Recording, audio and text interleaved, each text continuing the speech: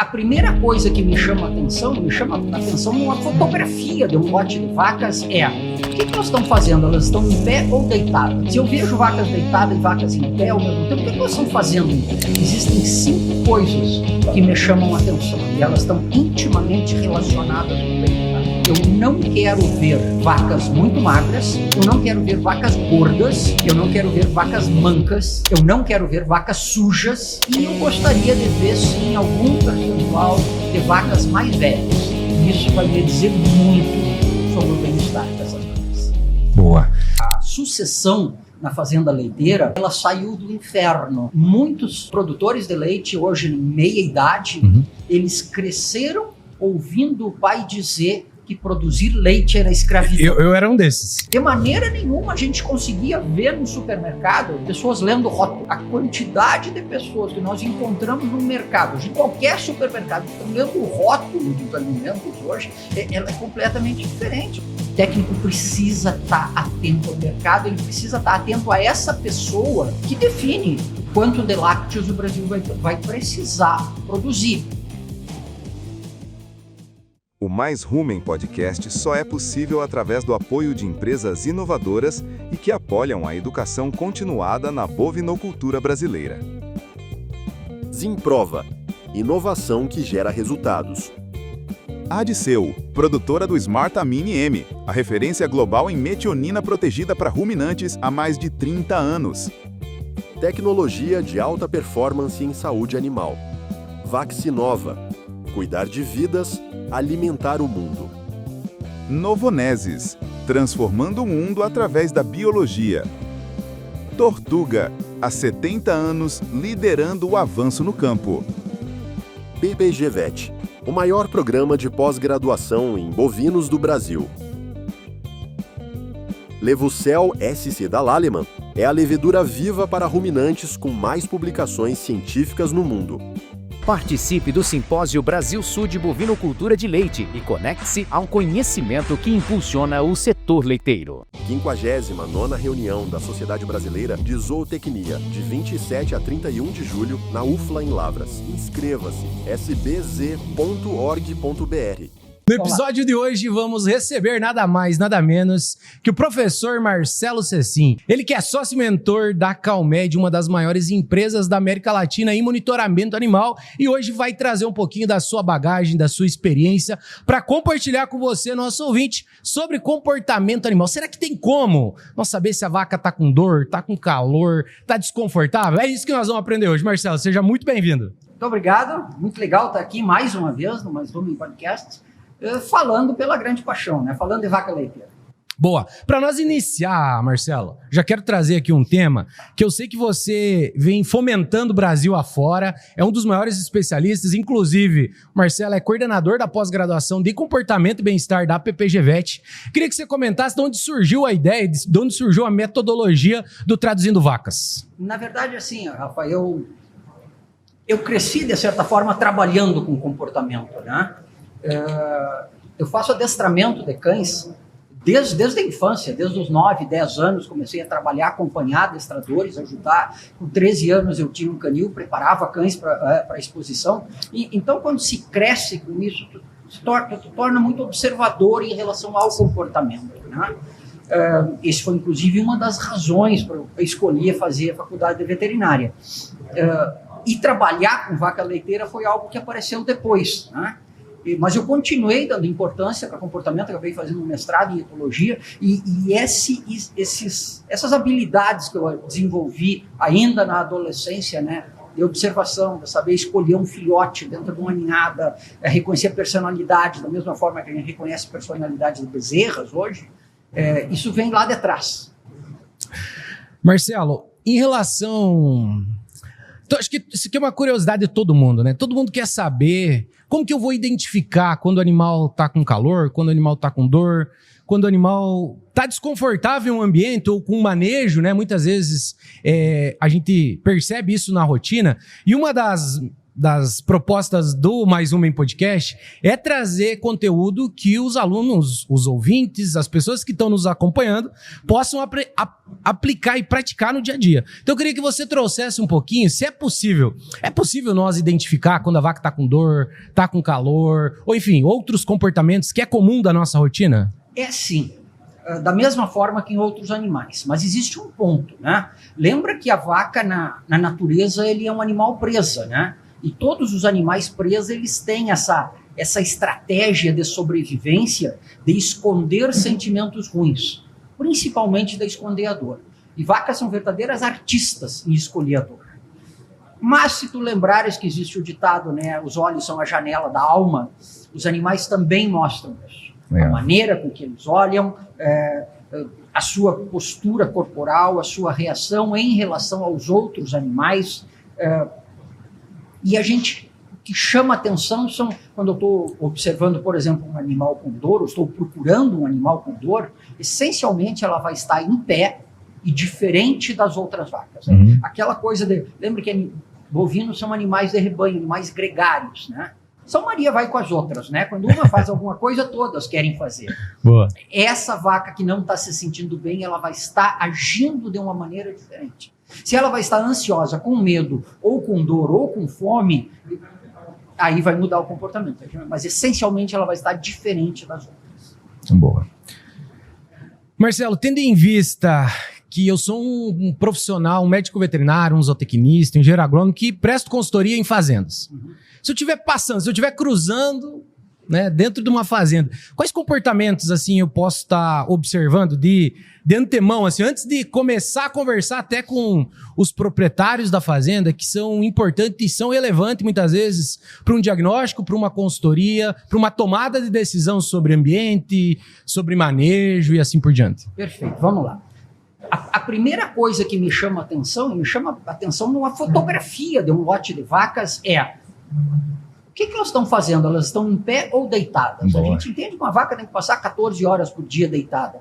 Se eu vejo vacas deitadas e vacas em pé ao mesmo tempo, o que elas estão fazendo em pé? Por que elas estão em pé? Então isso eu diria que é o ponto que mais me chama a atenção. Mas quando eu tenho a oportunidade de caminhar pelo lote, de observar todos os animais com um pouquinho mais de calma, não vou precisar não 3 segundos, mas 3 ou 4 minutos para fazer isso, existem 5 coisas que me chamam a atenção numa fazenda. E elas estão intimamente relacionadas com o bem-estar. Vamos lá.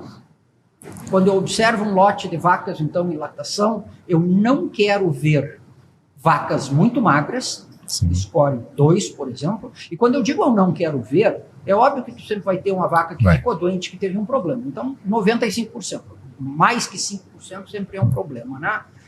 Eu não quero ver vacas magras, eu não quero ver vacas gordas, eu não quero ver vacas mancas, eu não quero ver vacas sujas, e eu gostaria de ver, sim, algum percentual de vacas mais velhas, vacas de 4ª, de 5ª e, quem sabe, de 6ª lactação. Me preocupa muito observar um lote de vaca onde quase a metade delas são primíparas. Isso quer me dizer que a longevidade produtiva delas não é boa. São 5 coisas simples, qualquer um pode observar. Eu não preciso dedicar tempo para procurar essas coisas. O simples olhar tem que ser automático. E isso vai me dizer muito sobre o bem-estar dessas vacas. O campo avançou muito, mas tem um detalhe que permanece o mesmo. A tortuga sempre esteve lá. Uma referência em nutrição animal, com soluções que sustentam o desenvolvimento de fazendas em toda a América Latina há gerações. Sustentabilidade e conhecimento são os componentes de todas as fórmulas Tortuga.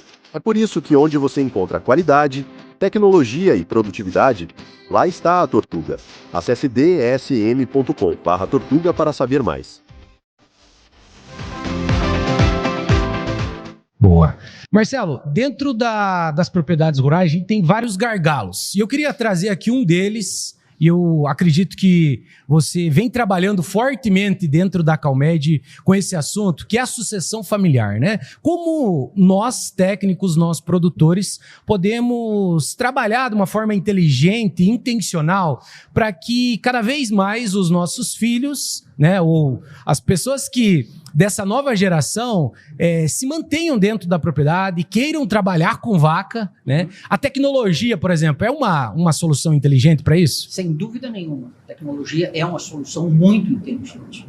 Veja bem que a sucessão na fazenda leiteira, ela saiu, vamos dizer assim, ela saiu do inferno, porque muitos produtores de leite, hoje em meia idade, eles cresceram ouvindo o pai dizer que produzir leite era escravidão. Eu era um desses.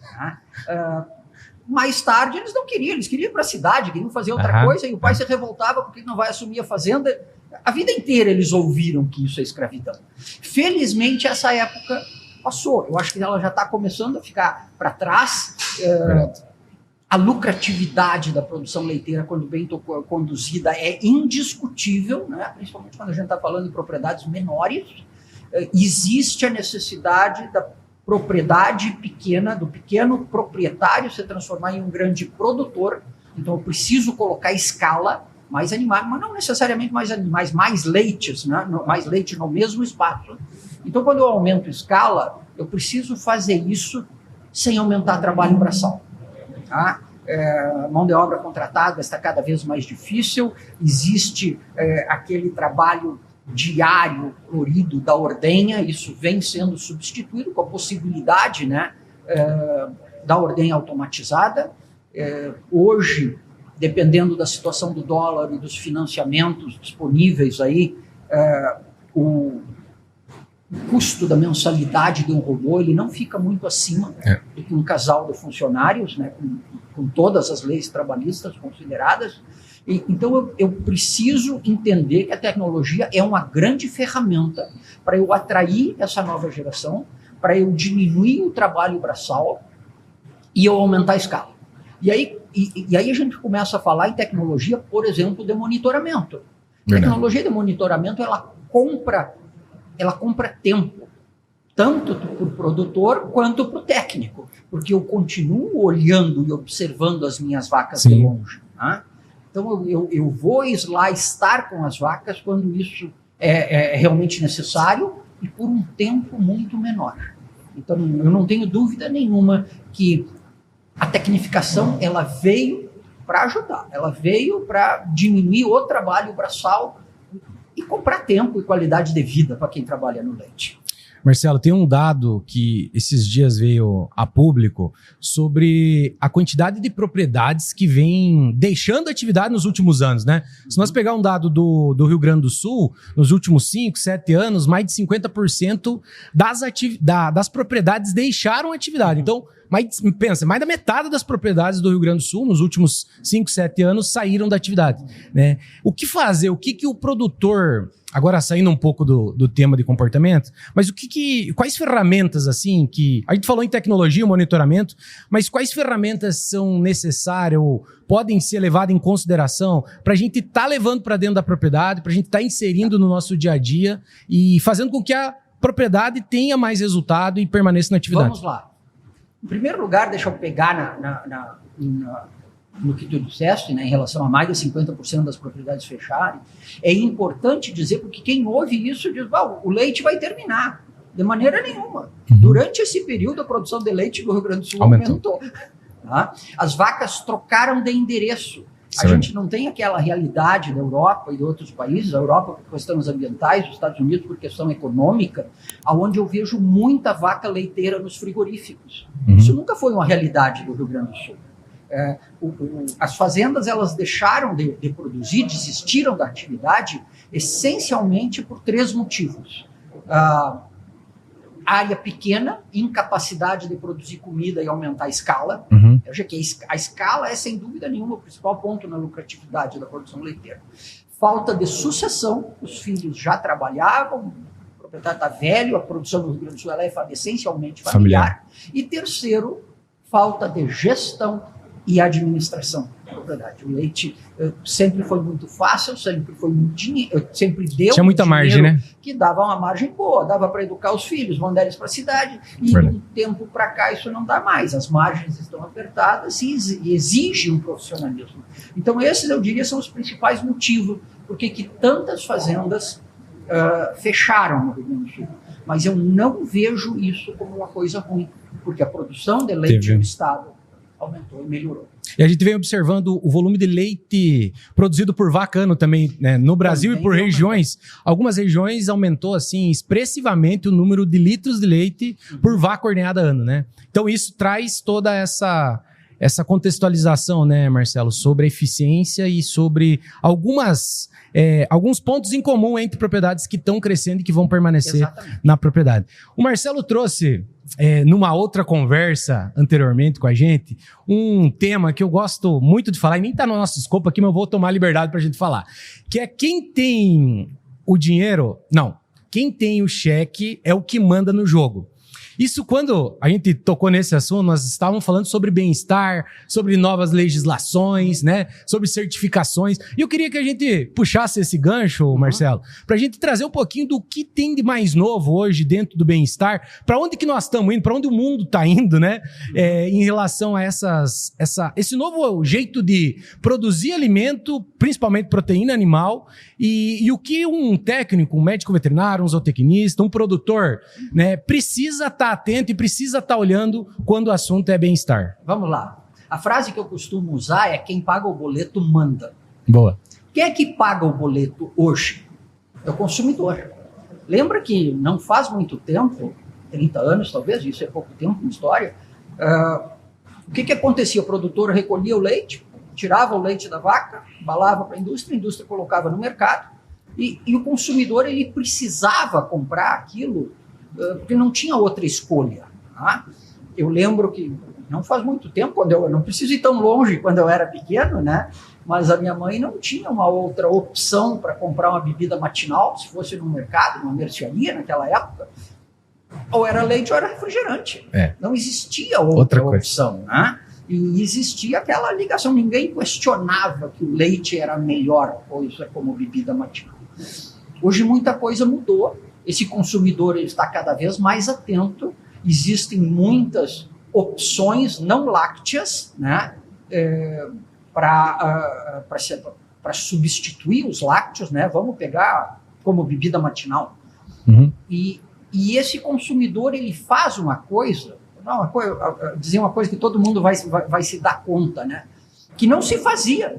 De maneira nenhuma a gente conseguia ver no supermercado, vamos pegar 10 anos atrás, que as pessoas vão levar, pessoas lendo rótulo.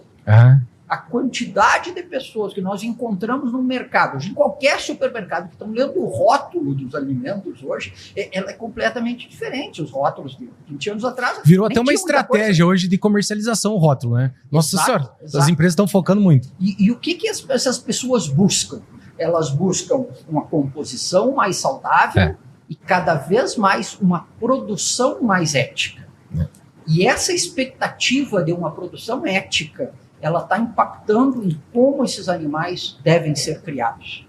O técnico precisa estar atento ao mercado, ele precisa estar atento a essa pessoa que define o quanto de lácteos o Brasil vai precisar produzir. Né?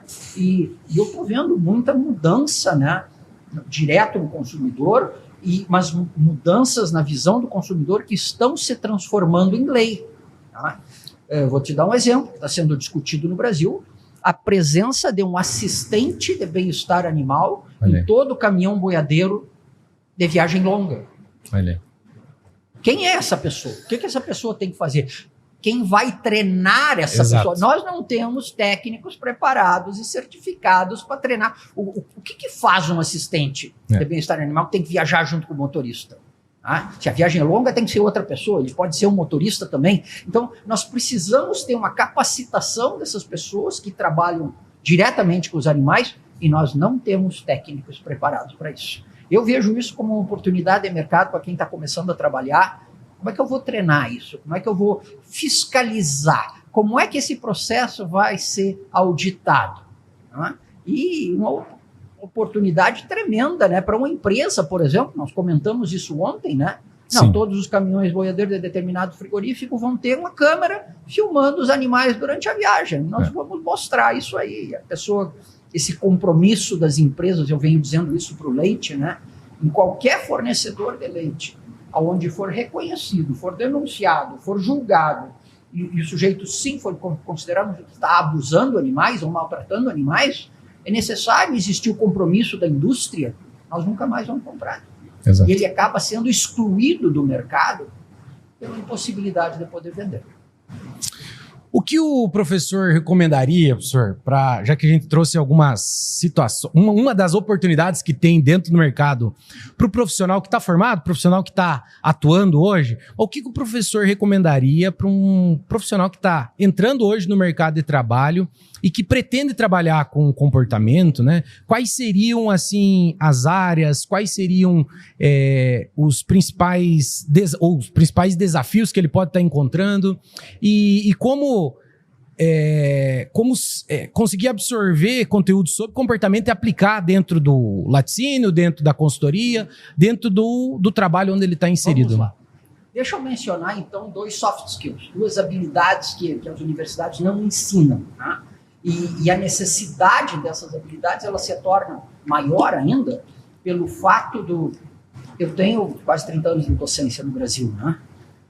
Mas não é diferente no exterior.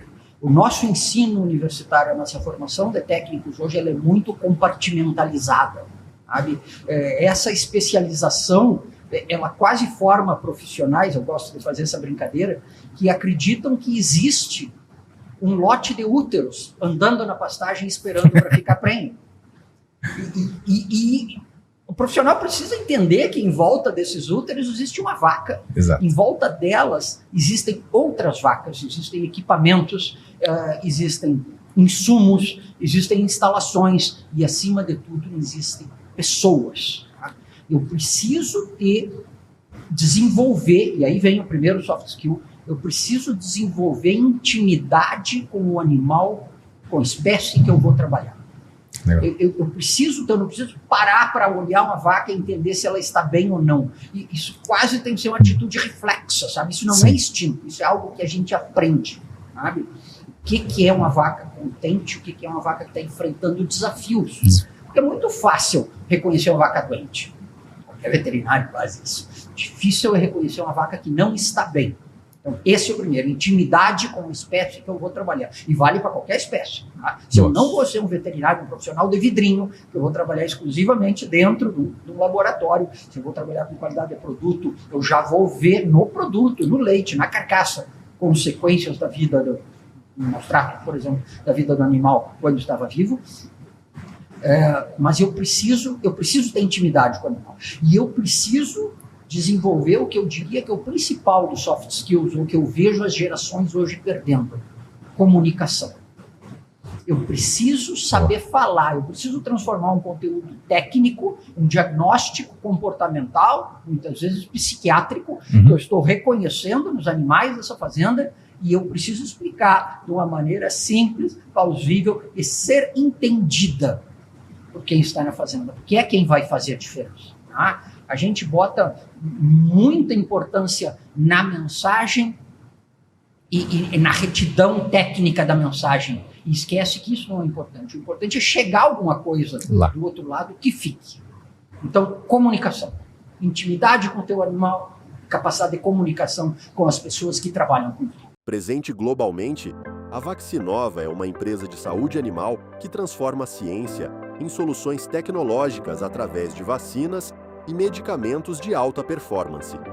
Nosso compromisso é proteger a saúde dos rebanhos, impulsionar a produtividade e apoiar a evolução da pecuária mundial. Vaccinova, cuidar de vidas, alimentar o mundo. Isso é uma coisa que é uma das habilidades, né, professor, que a gente precisa ir desenvolvendo depois do formado, porque muitas vezes durante a nossa graduação, como o professor mencionou, ninguém fala isso, ninguém conta isso para nós, ninguém fala que isso é importante e que no fim das contas isso vai representar mais da metade do nosso resultado lá no dia a dia do mercado, né? Então fica aí a dica para quem está ouvindo, porque se eu tivesse ouvido isso durante a minha formação, com certeza eu teria um olhar diferente ao sair para o mercado de trabalho. Deixa eu fazer um adendo nessa pergunta, eu acho que é interessante, vocês podem achar isso aí publicado. A Universidade Federal de Pelotas fez um levantamento tentando listar, ranquear as habilidades Boa. Que aumentariam a taxa de empregabilidade Olha que para legal. ingresso dos cursos de zootecnia, agronomia e veterinária. Né? E eles listaram mais de 40 habilidades que foram passadas pelo pessoal que contrata, pelo pessoal que faz seleção, por professores universitários com inserção profissional no mercado, que estão lá fora trabalhando também, né? Não estão só na sala de aula.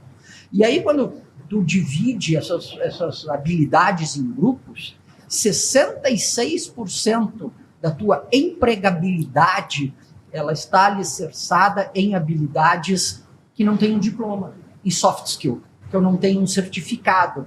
Não é um curso de ultrassom que eu fiz, não é algo que eu aprendi. Legal. Aprendi a me comunicar, aprendi a tratar com pessoas, confiabilidade, proatividade. O que eu fiz depois que eu saí da faculdade? O que eu fiz quando eu estava na faculdade, né? Marcelo, eu queria fazer, já encaminhando aqui para a reta final do nosso episódio, queria fazer uma pergunta e queria que você deixasse isso como uma dica. Eu acredito que o médico veterinário, o zootecnista, o agrônomo, o profissional que está dentro das propriedades, ele é visto como um líder.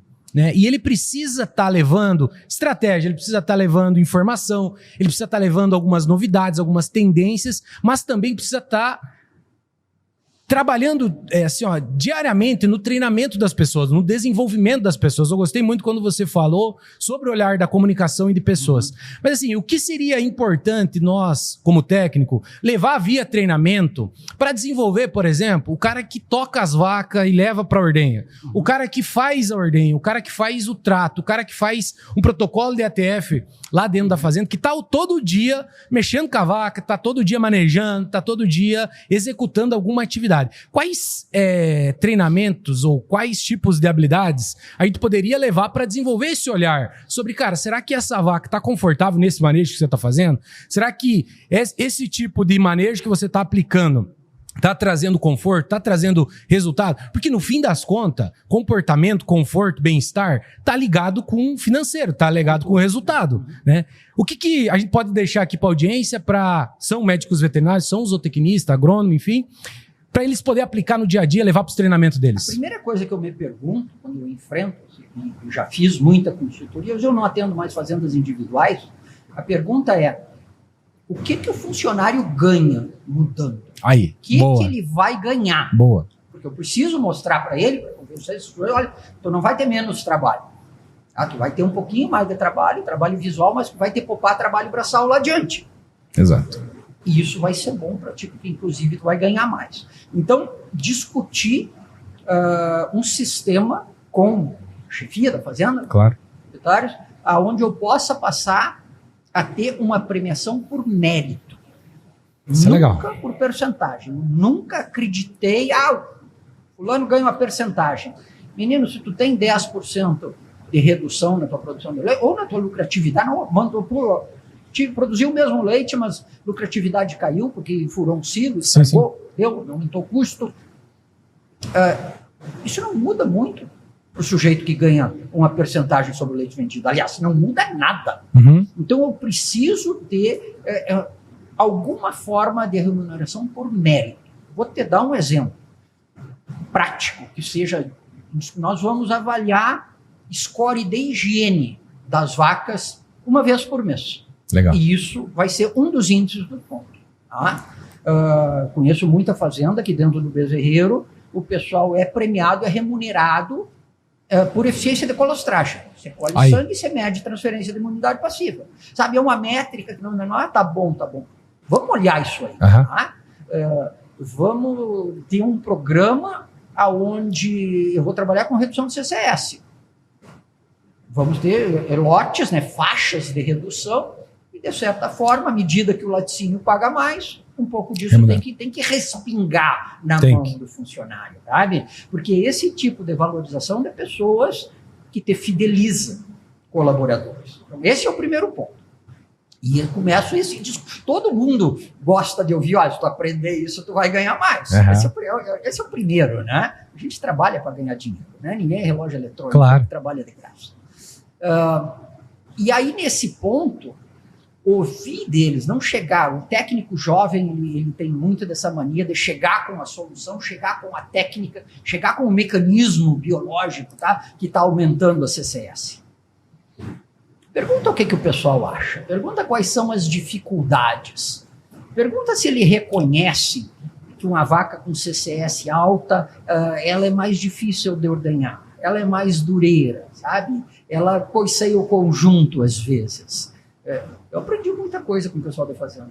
Tanto quanto eu aprendi nos livros, né? Claro. Então, essa coisa de tu valorizar a opinião do outro e passar a construir a partir daquela opinião, eu acho importante, sabe? E o que é isso? Sociologia rural. Infelizmente, o que os nossos cursos, hoje, principalmente nas federais, ensinam sobre sociologia rural, são coisas que não têm fundamento nenhum na fazenda, que não ajudam em nada. Né? Então, saber conversar com pessoas, sabe? Porque o que é um líder? Um líder é um cara que um dia foi lá e parou do lado dos liderados, né? E eles passaram a segui-lo por desenvolver respeito. O sujeito que chega e impõe ideias e determina mudanças, ele é um chefe. Talvez ele até seja seguido, mas é por medo. E isso não dura. E muitas vezes é... Boa. E hoje é um gargalo, né, Marcelo? A mão de obra hoje é um dos gargalos, não só aqui no Sul, mas em todos os outros estados, e a gente sabe da dificuldade. Pessoal, vamos chegando aqui à reta final do nosso episódio. Marcelo, quero passar a bola para ti, para você deixar aqui uma mensagem final para todo mundo que acompanhou esse podcast. Eu acho que nós tivemos vários insights aqui, várias coisas práticas para a audiência poder aplicar no dia a dia, e queria que você deixasse a mensagem final para a moçada. Vamos lá, pessoal. Para quem está tentando entrar no leite, pense em uma coisa. Eu conheço pessoas, técnicos, produtores, funcionários, que têm o leite no bolso. E conheci muitos outros que têm o leite na veia. Quem são essas pessoas? É com eles que eu quero trabalhar. Tá? O leite, em primeiro lugar, ele tem que ser uma paixão. Tá? Eu não posso querer viver do leite, sim viver para o leite. E o viver para o leite, lá no fim, vai me dar uma remuneração muito melhor. Procurem fazer o bem para a vaca. Sabe? Essa é a base de tudo. Entendam que se eu vou produzir um grão, eu preciso cuidar da terra. Sabe? Se uma fazenda leiteira tem que dar mais dinheiro, eu preciso cuidar da vaca. É uma lógica extremamente simples. Olhem o cuidado da vaca. Esse é o primeiro ponto. Segundo ponto, pessoal. Desenvolvam habilidades de vender o peixe de vocês. Tem um ditado que diz, para de vender e começa a ajudar. Tu vai vender mais. Sabe? Esse processo de ajudar pessoas... de enxergar as pessoas dentro da fazenda e de aprender a comunicar com ela, sabe? A passar uma imagem de seriedade, de confiabilidade, de disponibilidade, de proatividade, isso sem dúvida nenhuma melhora a tua oportunidade de manter um cliente. Então, desenvolvam esses atributos pessoais, pessoal, que vocês vão ver que isso tem um impacto tremendo nos resultados. Inclusive na adesão das técnicas que vocês vão recomendar. Vou mandar. Show! Marcelo, muito obrigado em nome do Mais Uma Podcast, em nome de toda a equipe, pela participação, pela disponibilidade em poder estar aqui com a gente, participando e trazendo um pouquinho da tua vivência, um pouquinho da tua experiência, né? Alguns anos trabalhando com comportamento, iniciando lá no adestramento, né? Há quantos anos, Marcelo, no adestramento começou? Vamos dizer que já faz 50 anos de adestramento. 50 anos, aí tem experiência de sobra. Espero que vocês tenham gostado. Se você não está inscrito ainda no nosso perfil aqui, no nosso canal aqui no YouTube ou no Spotify, seta o dedo aí no seguir e envia, compartilha esse podcast, compartilha esse episódio com mais profissionais, porque só assim mais pessoas vão poder receber esse conteúdo e também você sempre será notificado quando sair um episódio novo, quando tiver conteúdo novo aqui no nosso canal. Nos vemos no próximo episódio do Mais Uma Podcast.